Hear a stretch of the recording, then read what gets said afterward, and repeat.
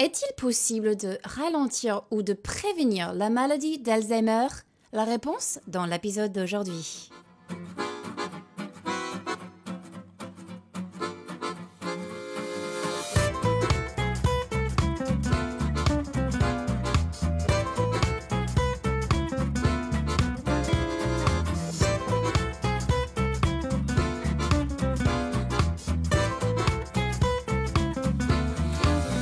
Bienvenue à Un Monde Sain, votre rendez-vous santé. Aujourd'hui, plus de 55 millions de personnes à travers le monde sont atteintes de démence. Un nombre qui pourrait tripler dans les prochaines décennies, d'autant plus que près de 10 millions de nouveaux cas sont recensés chaque année. Alors il faut savoir que le terme démence englobe plusieurs maladies qui affectent non seulement la mémoire, mais aussi la pensée et la capacité à accomplir les tâches de la vie quotidienne.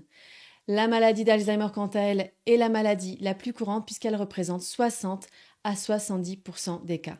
Des chiffres qui effraient, n'est-ce pas Anne? Oui, tout à fait, Noémie. Et face à cette maladie redoutée, beaucoup se demandent ce que nous pouvons faire. Et si c'est votre cas, restez avec nous, car notre nutritionniste Anne-Marie Roy fait l'inventaire des aliments à manger et ceux à éviter pour prévenir la démence. Préparez-vous aussi à découvrir de nouvelles recettes pour protéger votre cerveau. Mais avant tout ça, on passe à notre cher médecin Dr. Neil Barnard, qui revient sur une étude toute récente de Dr. Dean Ornish, avec des résultats prometteurs pour les personnes atteintes de troubles cognitifs légers ou de démence précoce due à la maladie d'Alzheimer. Neil, c'est à toi. De nombreuses études ont suggéré qu'il était possible de réduire son risque de développer la maladie d'Alzheimer en évitant les gras saturés, en suivant un régime alimentaire à base de plantes et en faisant régulièrement de l'exercice. La question suivante est, qu'en est-il des personnes qui présentent déjà des signes précoces de la maladie d'Alzheimer? Un changement de régime alimentaire pourrait-il les aider? Le Dr. Dean Ornish est un chercheur américain qui s'est fait connaître pour avoir démontré qu'un régime alimentaire sain à base de plantes et une pratique régulière de l'exercice pouvait guérir les maladies cardiaques. Il a également découvert que ce régime alimentaire aidait les personnes atteintes d'un cancer de la prostate. Récemment, il a décidé de mettre un régime similaire à l'épreuve pour la maladie d'Alzheimer de stade précoce. Il a recruté 51 personnes pour participer à une étude de recherche de 20 semaines. L'âge moyen des participants était de 73 ans et tous avaient des problèmes de mémoire. Il a demandé à la moitié d'entre eux de ne pas modifier leur régime alimentaire ou leur routine d'exercice et a demandé à l'autre moitié d'apporter plusieurs changements. Adopter un régime végétalien, faire 30 minutes d'exercice par jour, réduire le stress avec le yoga ou la méditation, prendre plusieurs compléments alimentaires dont une multivitamine, des vitamines C et B12, des acides gras oméga 3 et plusieurs autres. Après 20 semaines, l'état cognitif de 68% des participants témoins a continué de se détériorer. Mais pour le groupe d'intervention, les choses étaient différentes. L'état cognitif de 70% d'entre eux s'est amélioré ou s'est stabilisé.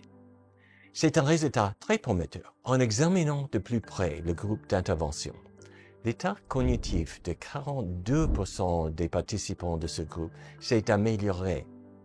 Celui de 29% d'entre eux s'est stabilisé et celui des 29% restants s'est détérioré. Il s'est avéré que ceux dont l'état s'est le plus amélioré étaient ceux qui suivaient les recommandations le plus attentivement.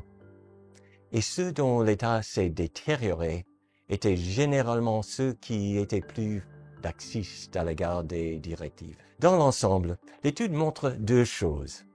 Premièrement, le régime alimentaire et le mode de vie peuvent aider de nombreuses personnes atteintes de la maladie d'Alzheimer au stade précoce. Et pour que cela fonctionne vraiment, il est important de considérer les changements de mode de vie comme un médicament.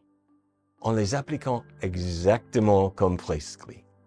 Merci Neil, il est rassurant de savoir que même si vous avez des antécédents familiaux ou des prédispositions génétiques, eh bien la prévention peut vous aider à ralentir, voire même inverser le déclin cognitif, grâce notamment à une alimentation et un mode de vie sain.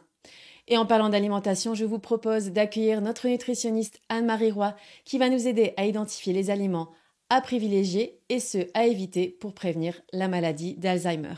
Anne-Marie, c'est à toi. Saviez-vous que seulement 10% des facteurs qui augmentent le risque de développer la maladie d'Alzheimer sont génétiques? Autrement dit, 90% est influencé par notre mode de vie. Et le facteur le plus important, c'est notre alimentation. Alors aujourd'hui, on découvre comment une alimentation saine à base de végétaux peut jouer un rôle clé dans la prévention de la maladie d'Alzheimer. La démence, y compris l'Alzheimer, partage de nombreux facteurs de risque avec les maladies cardiovasculaires et le diabète de type 2. D'ailleurs, on surnomme souvent la maladie d'Alzheimer le diabète de type 3. La santé de notre cerveau est liée à celle de nos artères. On pourrait aussi dire le cerveau à l'âge de ses artères. En agissant sur les mécanismes communs, tels l'inflammation, un taux de cholestérol élevé, le stress oxydatif, la résistance à l'insuline et même l'équilibre du microbiote intestinal, on pourrait aider à prévenir ou à retarder la démence et la maladie d'Alzheimer. Et ce qui est fantastique avec l'alimentation végétale, c'est qu'on améliore tous ces mécanismes-là en même temps. La science a mis en lumière plusieurs aliments ou nutriments importants pour protéger notre cerveau. En voici quelques-uns. Les légumes verts feuillus et les baies sont de véritables alliés grâce à leurs différents phytonutriments particulièrement protecteurs pour nos neurones. D'autres fruits et légumes, comme les tomates riches en lycopène, les légumes orangés gorgés de bêta-carotène ou encore les raisins, les pommes et le thé riches en flavonoïdes, offrent des bienfaits intéressants. Les fibres et les polyphénols qui favorisent un microbiote intestinal sain sont aussi responsables d'une grande partie de l'effet bénéfique des végétaux sur la santé cognitive. Et n'oublions pas nos fameux gras oméga 3 à chaîne longue comme le DHA et le EPA, essentiels au bon développement du cerveau et au maintien des fonctions cérébrales. Si vous êtes à risque de démence, pensez peut-être à un supplément d'oméga 3 dérivé d'algues pour maintenir un taux optimal dans votre sang. Mais attention, certains aliments peuvent freiner cet élan vers un cerveau en bonne santé. Les aliments d'origine animale, riches en gras saturés, ainsi que les sucres raffinés, sont à éviter, car ils augmentent l'inflammation et le risque de maladies cardio-métaboliques. En résumé, prendre soin de nos artères, c'est comme prendre soin de notre cerveau. Évitons ainsi de nous enfler la tête avec des aliments malsains, mais traitons plutôt nos neurones à chaque repas avec d'efficaces antirouilles naturelles, les végétaux. Merci Anne-Marie pour toutes ces précisions. On l'a vu, une alimentation végétale équilibrée et pleine de couleurs peut être un véritable atout dans la prévention de la maladie d'Alzheimer. Alors, passons donc maintenant à la pratique et allons en cuisine avec Anne qui va nous montrer comment intégrer certains de ces aliments bénéfiques à notre cerveau dans nos repas quotidiens. Anne, c'est à toi. Bonjour les amis, c'est Anne de Veggie Magnifique, le blog et la chaîne YouTube qui partagent un mode de vie sainement vegan. La maladie d'Alzheimer touche un très grand nombre de personnes et la perte d'un ami ou d'un membre de la famille sur le plan mental peut être vraiment dévastatrice. La prévention est évidemment essentielle, mais si une personne souffre d'un léger déclin cognitif, il y a des choses qu'on peut faire et manger. Aujourd'hui, on met en avant 2 ingrédients phares de la prévention de la maladie d'Alzheimer dans un menu succulent. En gardant votre cerveau à l'esprit, les ingrédients vedettes, le curcuma et les myrtilles. Parlons d'abord du curcuma. La prévalence de la maladie d'Alzheimer est beaucoup plus faible en Inde, ce qui est attribué au curcuma contenu dans le curry et au fait que de nombreux Indiens suivent un régime végétarien. La consommation de curry et un régime végétarien sont tous les deux associés à de meilleures performances cognitives. Et plus longtemps qu'on mange sans viande, plus le risque de démence diminue. C'est une très bonne nouvelle, il y a des choses qu'on peut faire. Notre prochaine superstar est la myrtille. La consommation régulière de myrtille améliore la mémoire des personnes âgées et peut atténuer la dégénérescence cérébrale. La consommation de myrtille est associée à un retard de vieillissement cognitif de 2 ans et demi. J'ai envie de dire, dis donc.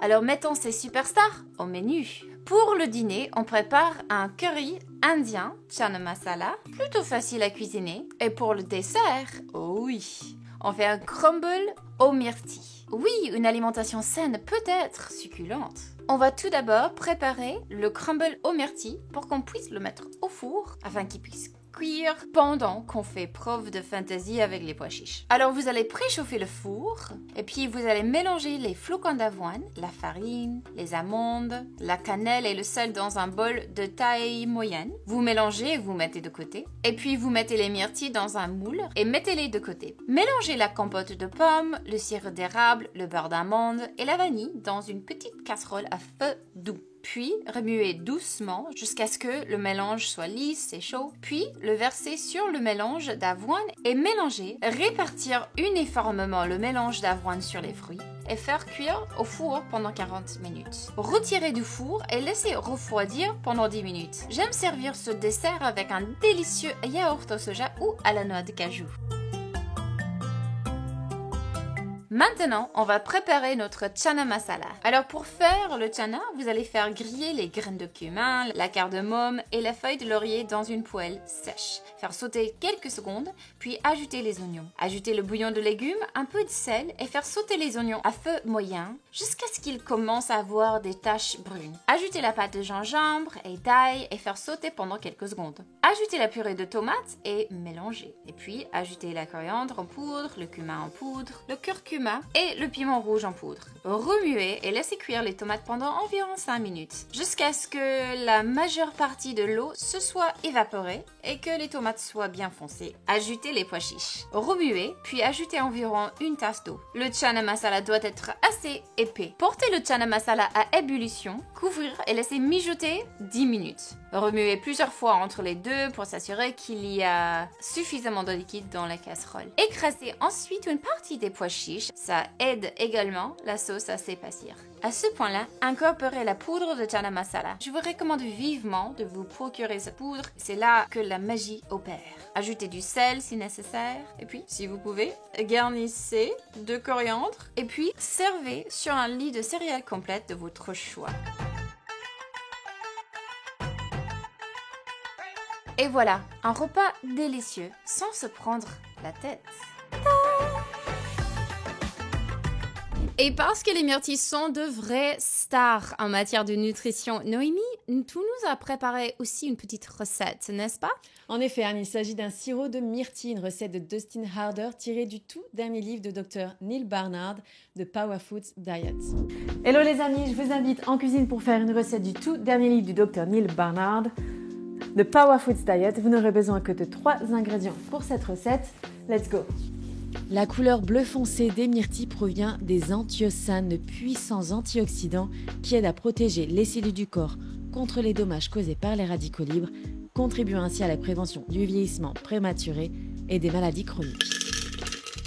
Dans un blender, versez une tasse et demie de myrtilles accompagnée d'une cuillère à café de vanille, une demi-cuillère à café de cannelle de Ceylan qui contribue à la perte de poids. Plus d'infos dans le dernier livre du Dr Neal Barnard. Mélangez le tout, puis optionnel, ajoutez un peu de sirop d'érable.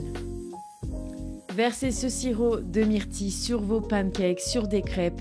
Accompagnez-le de votre yaourt nature ou pourquoi pas au-dessus de votre porridge. Les options sont infinies.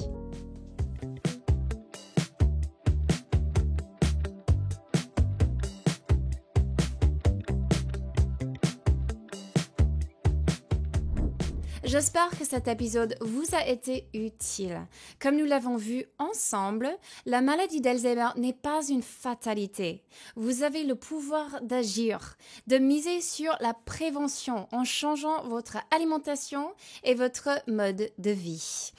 Si vous avez des questions pour notre équipe d'experts, partagez-les dans les commentaires ci-dessous ou sinon sur les réseaux sociaux. On ne manquera pas d'y répondre. Notre prochain épisode portera sur la ménopause, n'est-ce pas Noémie? C'est exact. Pour de nombreuses femmes, les changements hormonaux liés à la ménopause peuvent avoir des conséquences sur le bien-être physique et émotionnel, certes, mais aussi mental et social. Alors, comment gérer cette transition et minimiser les symptômes qui y sont associés?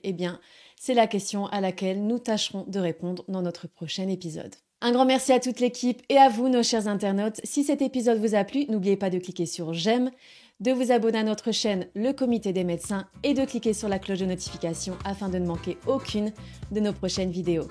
À bientôt pour un prochain épisode d'Un monde sain.